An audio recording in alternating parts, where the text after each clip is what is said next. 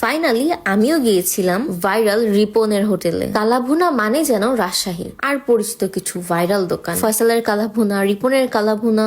ফেসবুকে হাজার হাজার ভিডিওস দেখে আমিও লোভ সামলাতে পারিনি।